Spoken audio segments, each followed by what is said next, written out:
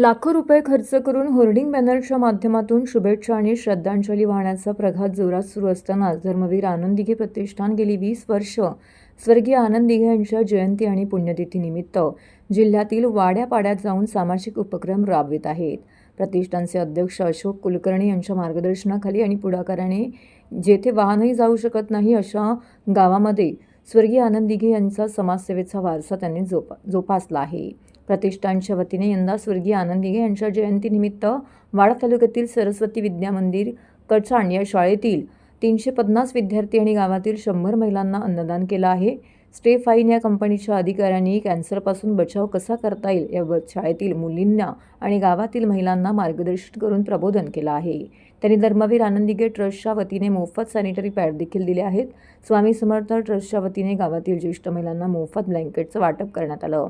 यावेळी धर्मवीर आनंद दिघे प्रतिष्ठानचे अध्यक्ष अशोक कुलकर्णी, नूर मोहम्मद मुजावर, विश्वास चंदन शिवे, सचिन शेलार, प्रकाश जाधव, स्टेफाइन कंपनीच्या तेजस्विनी गायकवाड, जीना भेंडे इत्यादी या कार्यक्रमास उपस्थित होते. त्याचबरोबर वाडा सहकारी शिक्षण संस्थेचे अध्यक्ष श्रीकांत आंबवणे, मुख्याध्यापक अनिल गायकवाड, शिक्षक सीमा सूर्यवंशी, सुजाता जोशी, उमेश ठाकरे, कल्पेश चौधरी, विद्या गवा, दर्शन काबाडी, अजित साटम यांचं देखील या कार्यक्रमास मोलाचं सहकार्य लाभले.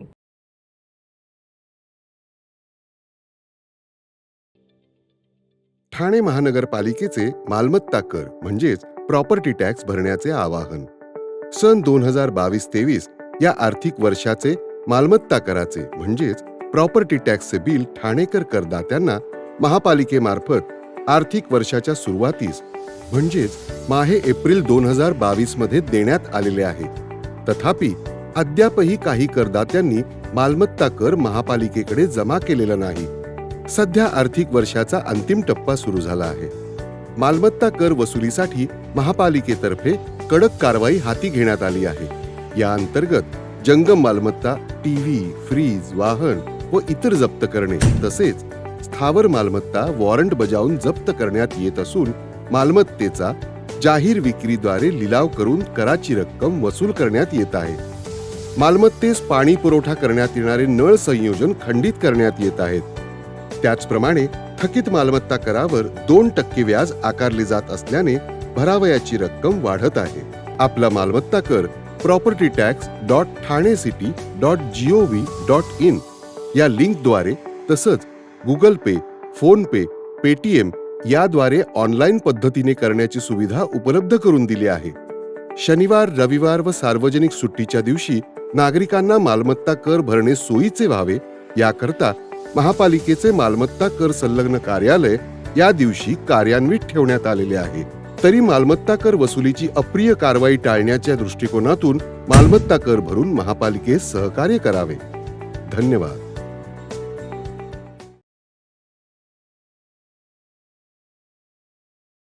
घर विकत घेणे परवडत नाही, त्यामुळे एकीकडे ठाणे मुंबईमधील मराठी माणूस बाहेर जात आहे.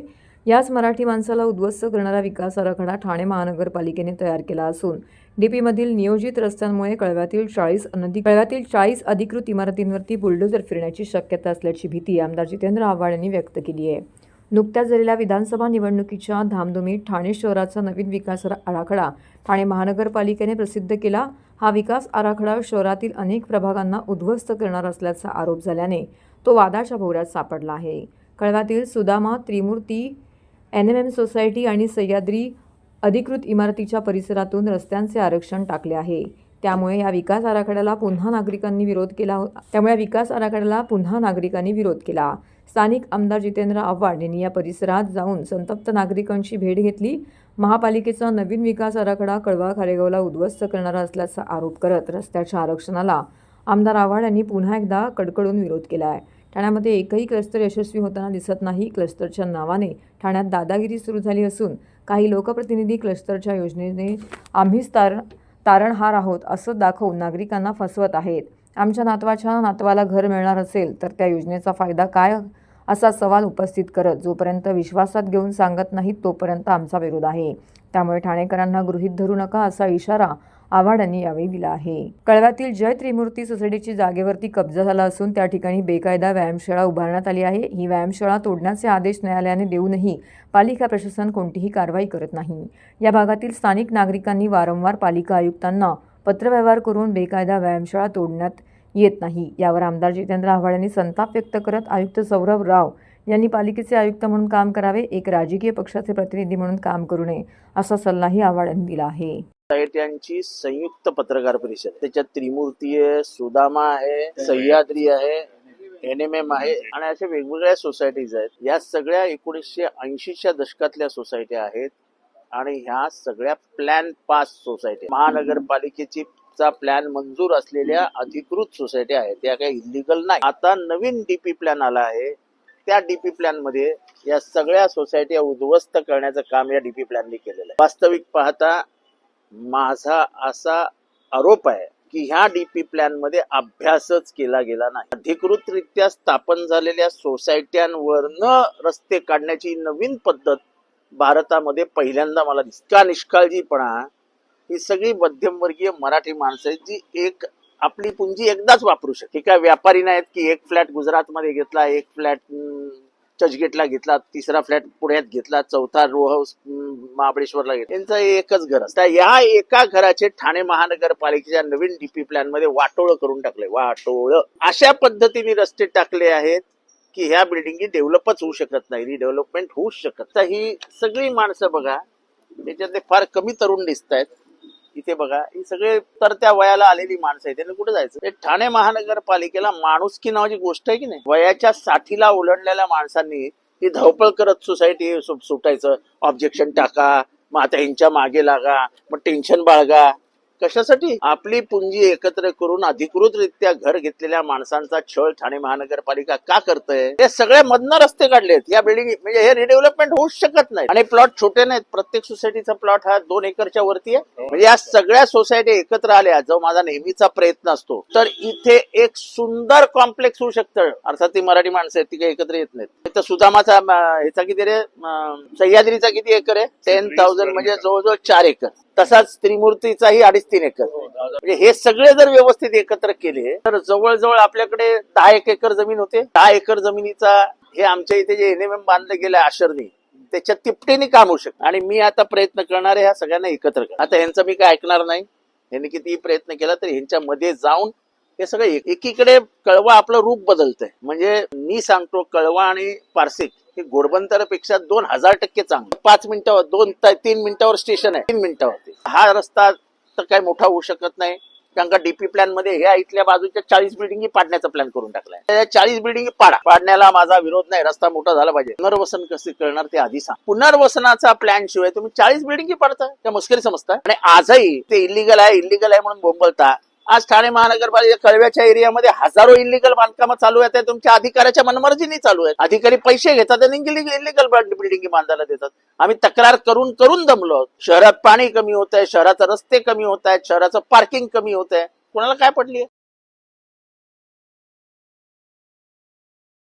ठाणे शहरातील ज्युपिटर हॉस्पिटल येथे राज्याचे संवेदनशील उपमुख्यमंत्री एकनाथ शिंदे आणि कल्याण लोकसभेचे लोकप्रिय खासदार डॉक्टर श्रीकांत शिंदे आणि रुद्रांश श्रीकांत शिंदे यांच्या संयुक्त वाढदिवसानिमित्ताने शिवसेना वैद्यकीय मदत कक्ष व ज्युपिटर हॉस्पिटल ठाणे आणि श्रीकांत शिंदे फाउंडेशन तथा आरोग्यदूत फाउंडेशन यांच्यातर्फे हृदयाला छिद्र असलेल्या लहान मुलांची मोफत 2D इको तपासणी आणि हृदय शस्त्रक्रिया शिबिराचं आयोजन करण्यात आलं होतं. गेल्या 8 वर्षापासून शिवसेना वैद्यकीय मदत कक्ष व डॉक्टर श्रीकांत शिंदे फाउंडेशनच्या माध्यमातून संवेदनशील उपमुख्यमंत्री एकनाथ शिंदे आणि कल्याण लोकसभेचे लोकप्रिय खासदार डॉक्टर श्रीकांत शिंदे यांच्या वाढदिवसानिमित्त अनेक आरोग्य शिबिरं आयोजित केली जातात. त्यापैकी एक हृदयाला छिद्र असलेल्या लहान मुलांची मोफत 2D इको तपासणी आणि हृदय शस्त्रक्रिया शिबिर. काल झालेल्या शिबिरामध्ये तब्बल 100 मुलांची 2D इको तपासणी करण्यात आली. त्यापैकी 18 मुलांना हृदय शस्त्रक्रिया करण्याची गरज असल्याचं ज्युपिटर हॉस्पिटलचे डॉक्टर यांनी सांगितले. हे विशेष शिबिर असल्याने बुलढाणा येथून आलेल्या एका बाळाची शस्त्रक्रिया कालच येथे करण्यात आली, अशी माहिती यावेळी डॉक्टरांच्या टीमने दिली. तर संवेदनशील उपमुख्यमंत्री एकनाथ शिंदे यांनी या कार्यक्रमाला व्हिडिओ कॉन्फरन्सद्वारे उपस्थिती दिली होती. एकनाथ शिंदे यांनी सर्व उपस्थितांना शुभेच्छा देत बालके लवकरात लवकर बरे व्हावे यासाठी आई जगदंबेचरणी प्रार्थना केली. सोबतच शिवसेना वैद्यकीय मदत कक्ष आणि डॉक्टर श्रीकांत शिंदे फाउंडेशन करत असलेल्या कार्याचं कौतुक केलं. उपस्थित डॉक्टर्स आणि नर्सेस तसेच स्टाफचे आभार मानत रुग्णसेवा हीच ईश्वर सेवा असं देखील त्यांनी यावेळी म्हटलं. नमस्कार सर्वांना सस्नाय जय महाराष्ट्र. राज्याचे संवेदनशील उपमुख्यमंत्री श्री एकनाथजी शिंदे साहेब लोकप्रिय खासदार डॉक्टर श्रीकांतदादा शिंदे साहेब यांच्या संयुक्त वाढदिवसाच्या निमित्ताने आज ठाण्यातील ज्युपिटर हॉस्पिटलमध्ये ज्या लहान मुलांना हृदयाला छिद्र आहे, ज्याला वैद्यकीय भाषेमध्ये ASD VSD म्हणलं जातं, अशांच्यासाठी मोफत 2D इको तपासणी आणि मोफत हृदय शस्त्रक्रिया कॅम्पचं आयोजन आज या ठिकाणी करण्यात आलं होतं। मला प्रामुख्याने या ठिकाणी सांगायचं की आज हे 8वं वर्ष आहे आणि 16वं आरोग्य शिबिर आहे। गेली 8 वर्ष सातत्यपूर्ण वर्षातून 2 वेळेला अशा पद्धतीनं ज्युपिटर हॉस्पिटल यांच्या सहकार्यानं मोफत 2D इको तपासणी आणि मोफत हृदय शस्त्रक्रिया शिबिराचं आयोजन करण्यात येतं। प्रत्येक शिबिरामध्ये साधारणतः 150 पर्यंत या मुलांची नोंदणी होते आणि त्यांच्या मोफत सर्जरी या शिबिराच्या निमित्तानं पार पडतात। गेल्या 8 वर्षामध्ये 5000 पेक्षा अधिक लहान मुलांच्या मोफत हृदय शस्त्रक्रिया या ज्युपिटर हॉस्पिटलच्या सहकार्यानं शिवसेना वैद्यकीय मदत कक्ष तथा डॉक्टर श्रीकांत शिंदे साहेब यांच्या पाठपुराव्यामुळं या ठिकाणी यशस्वीपणे करण्यात आम्हाला यश मिळालंय।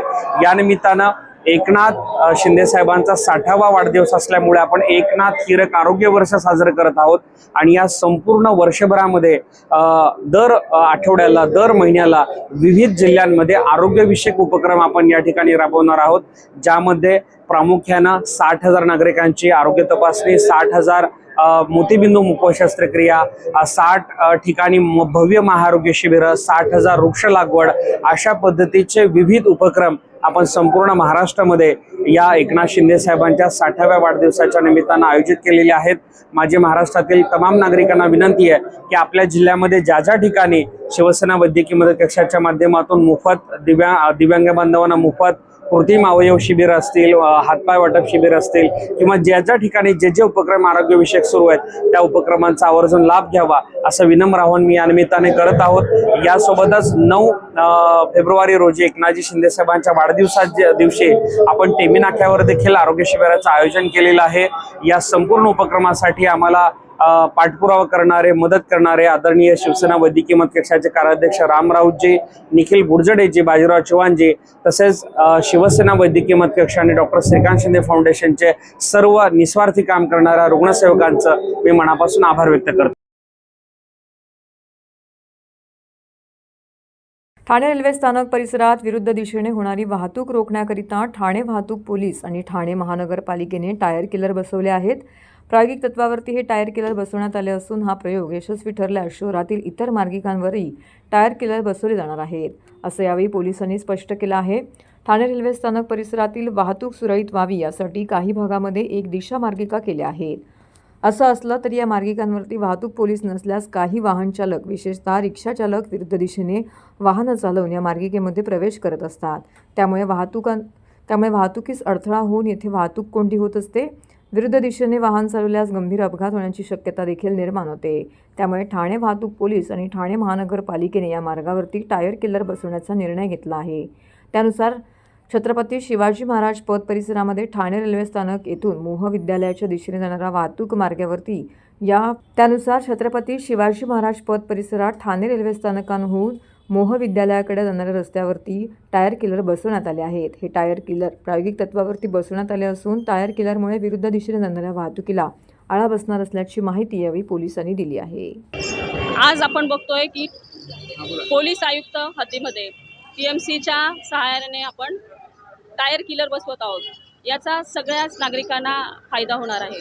बऱ्याचदा आपण बघतो वर्दळीच्या काळामध्ये रॉंग साईड होऊन किंवा नो एंट्रीमध्ये वाहने जाऊन मोठ्या प्रमाणात वाहतुकीचा खोळंबा होतो। अनेक उपाययोजना करून देखील ह्या रॉंग साईड आणि नो एंट्रीमधल्या गाड्या ज्या आहेत तर त्या खोळंबा वाहतुकीचा करतच आहेत। त्यामुळे एक प्रायोगिक तत्वावर आपण ज्या ठिकाणी असे रॉंग साईड होतात त्या ठिकाणी टायर किलर बसवत आहोत। सदरचे टायर किलर हे केवळ जे रॉंग साईड आणि नो एंट्रीमध्ये वाहने येत आहेत त्यांनाच त्रासदायक ठरणार आहेत, त्यांचेच टायर हे डॅमेज होणार आहेत। आणि आयुक्तालय हद्दीमध्ये आपण वेगवेगळ्या ठिकाणी ज्या ठिकाणी रॉंग साईड मोठ्या प्रमाणात होत आहेत त्या ठिकाणचे जागा ज्या आहेत त्या आयडेंटिफाय केलेल्या आहे। नजीकच्या काळात त्या ठिकाणी आपण असे टायर किलर बसवणार आहोत। सध्या ठाणे स्टेशन पंजाब नॅशनल बँकेच्या समोर आपण हे प्रायोगिक तत्वावर टायर किलर बसवत आहोत। तर नागरिकांनाही आव्हान आहे की त्यांनी रोडवर चालत असताना फुटपाथचा वापर केला पाहिजे। यामुळे मोठ्या प्रमाणात मनुष्यबळाची याच्यामध्ये आपल्याला फायदा होणार आहे आणि मनुष्यबळ पोलीस इथे न लावता देखील रॉंग साईड टाळता येणार आहे. त्यामुळे वर्दळीच्या काळात जो वाहतुकीचा खोळंबा होतोय तो देखील टाळता येणार आहे.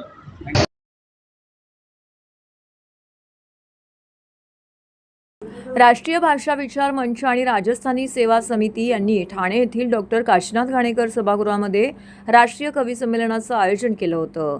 कार्यक्रमाचे समन्वयक ॲडव्होकेट दरमियन सिंग बिस्ट म्हणाले की दिल्ली, जयपूर, इंदूर, उत्तर प्रदेश आणि देशाच्या इतर भागातील कवी आणि संगीतकारांनी कार्यक्रमात वीर, विनोदी आणि देशभक्तीपर कविता सादर केल्या. ते म्हणाले की कार्यक्रमाचे संचालन रंगमंच सम्राट शशिकांत यादव यांनी ते केले आणि कार्यक्रमात विनोदी सम्राट सुदीप बोला, वीर भावनांचे कवी अशोक चरण, गीतकार अमन अक्षर, विनोदी कवी पार्थ नवीन, प्रियांका नंदिनी, चेतन चर्चित यांच्यासह इतर कवींनी त्यांच्या कवितांनी सर्वांना मंत्रमुग्ध केलं.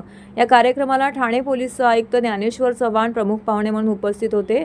महाराष्ट्र आणि गोवा बार काउन्सिलचे सदस्य ॲडव्होकेट सुदीप पासबोला, उद्योगपती अजिताभ बच्चन, ठाणे जिल्हा न्यायालय व बार असोसिएशनचे ॲडव्होकेट प्रशांत कदम, मुलुंड न्यायालय बार असोसिएशनचे अध्यक्ष देखील पाहुणे म्हणून येथे उपस्थित होते. याप्रसंगी ॲडव्होकेट राजेंद्र केनी, मुंबई शहर दिवाणी आणि सत्र न्यायालयाचे अध्यक्ष ॲडव्होकेट रविप्रकाश जाधव येथे उपस्थित होते. कार्यक्रमामध्ये डॉक्टर हरिवंशराय बच्चन साहित्यरत्न पुरस्कार श्री अजिताभ बच्चन यांच्या हस्ते, ज्येष्ठ साहित्यिक डॉक्टर अनिल कुमार सिंग यांना महाराणा प्रताप शौर्य पुरस्कार, कमांडो श्री मधुसूदन सुर्वे, छत्रपती शिवाजी महाराज शौर्य पुरस्कार अभिनेते प्रशांत दामले यांना प्रदान करण्यात आला आणि दिवंगत ॲडव्होकेट BL शर्मा साहित्यप्रेमी पुरस्कार दिवंगत ॲडव्होकेट BL शर्मा यांना देण्यात आला. तो साहित्यक राजेंद्र दधीच यांना देण्यात आला. आयोजन समितीचे सहसंयोजक अरुण जोशी, RK सिंह, सुभाष झा, महेश जोशी, राजेंद्र शर्मा, पवन शर्मा, विजय बसवाटिया, मदन शर्मा, शेषकुमार उपाध्याय यांनी भेट देणाऱ्यांचं स्वागत केलं. तर कवी संमेलन यशस्वी करण्याकरिता अनिल शुक्ला, CA बाबूलाल पुरोहित, जगदेव खंडेलवाल, शंकर पडघणे, आशिष शुक्ला, राममूर्ती वर्मा, सुखबिंदर सिंग, लक्ष्मीकांत मुंद्रा, मनीष सिंग इत्यादींनी परिश्रम घेतले.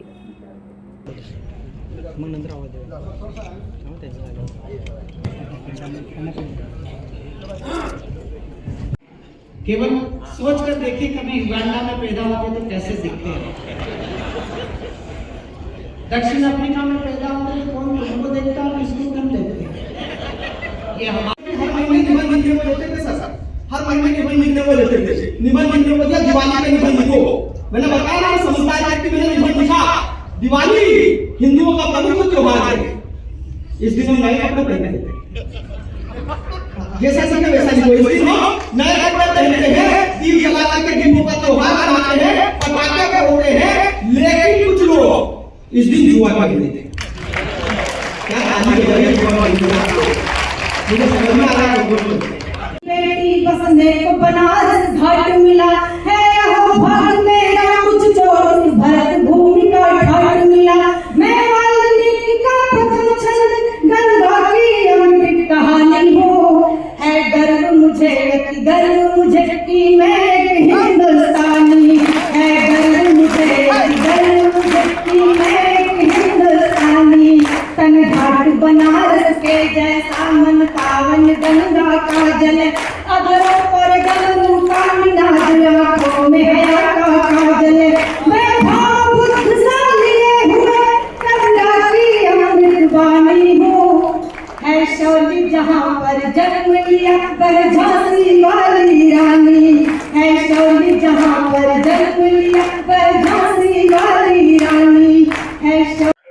जैसे आप लोग को और कई ठाणे वासियों को पता है कि पिछले 30-31 सालों से ठाणे शहर में विराट कवि सम्मेलन का आयोजन होते आ रहा है सतत निरंतर।